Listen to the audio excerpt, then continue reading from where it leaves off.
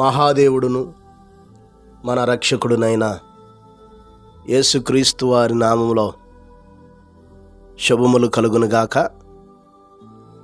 నేటి వాక్య ధ్యానము దానియేలు గ్రంథము 9వ అధ్యాయము 22-23 వచనాలు.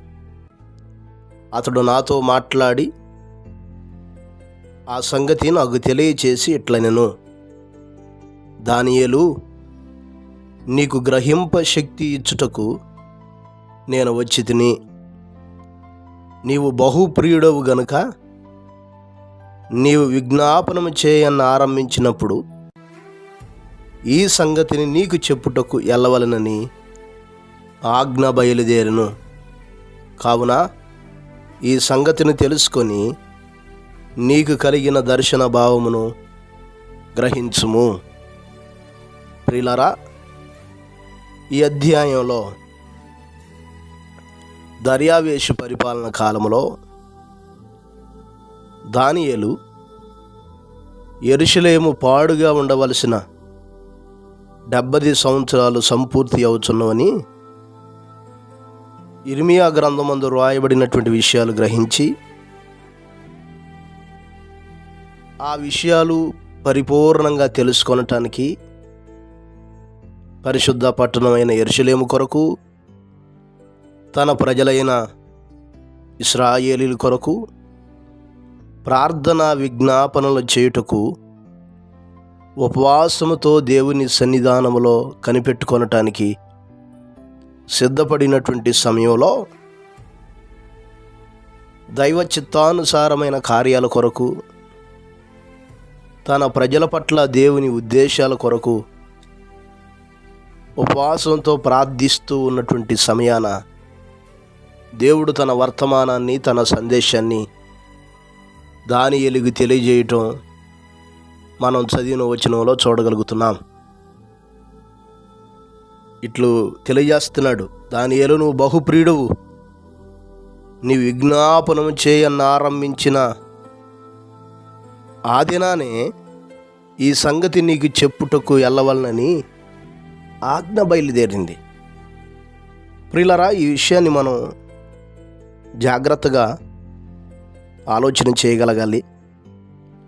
మన దేవుడు ఎంత గొప్పవాడో, ప్రార్థనలకు ఎంత జవాబు ఇవ్వగలిగినటువంటి వాడో, ఆయన వైపుకి తిరిగేవారి పట్ల, ఆయన సన్నిధిలో కనిపెట్టుకునేటటువంటి వారి పట్ల ఆయన తన ఉద్దేశాలు ఏ రీతిగా బహిర్గతం చేస్తాడో ఈ లేఖన భాగం మనకు వివరించుతున్నది.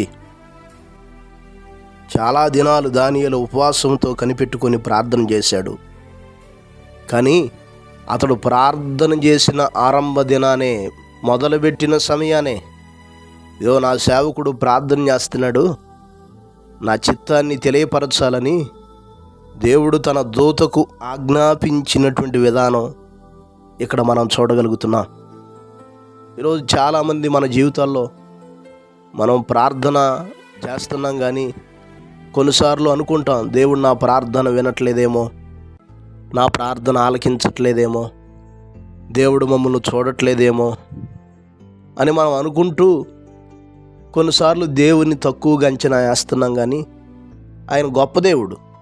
మన విశ్వాస జీవితాన్ని, మన భక్తి జీవితాలని కొన్నిసార్లు పరీక్షించటానికి, దేవుని మీద మనం ఎంతగా ఆధారపడతామో కొన్నిసార్లు పరీక్షించటానికి ఆలస్యం అవుతాయి. కానీ ఆయన కార్యాలు, ఆయన ఉద్దేశాలు తన బిడ్డల పట్ల ఎప్పుడూ జరగకుండా మానవు.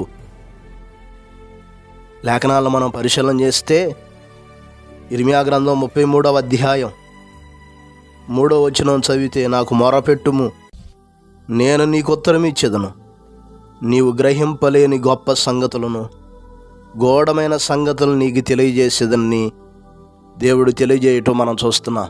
అవును, ఆయన గ్రహింపలేని గొప్ప సంగతులు తెలియజేసేవాడు. మన శక్తికి మించిన, మన జ్ఞానానికి మించిన కార్యాలను బహిర్గతం చేసి మనకు తెలియపరచగలిగినటువంటి వాడు.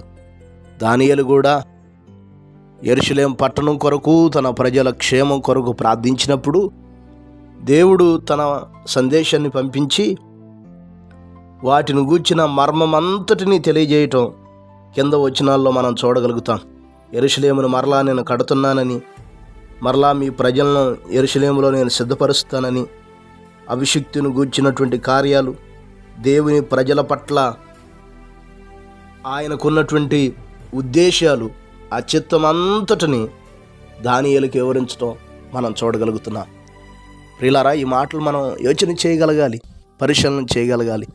మన దేవుడు ప్రార్థన ఆలకించకుండా ఉండేవాడు కాదు.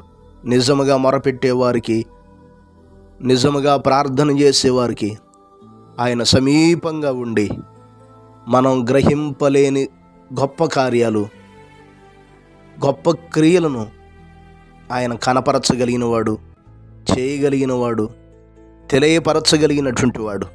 ఇర్మీయా గ్రంథంలోనే అంటాడు, వారు ప్రార్థించుచుండగానే నేను వారిని నడిపిస్తానని తెలియజేస్తున్నాడు.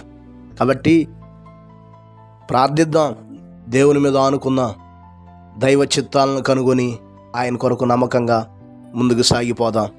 అట్టి కృపను దేవుడు మనకు దయచేయునుగాక. పరిశుద్ధుడా, గొప్ప దేవుడా, సర్వాధికారి అయిన మా దేవా, అపారమైన మీ ప్రేమను బట్టి, ఘనమైన మీ నామాన్ని బట్టి మీకు స్తోత్రాలు, వందనాలు తెలియజేస్తున్నాం.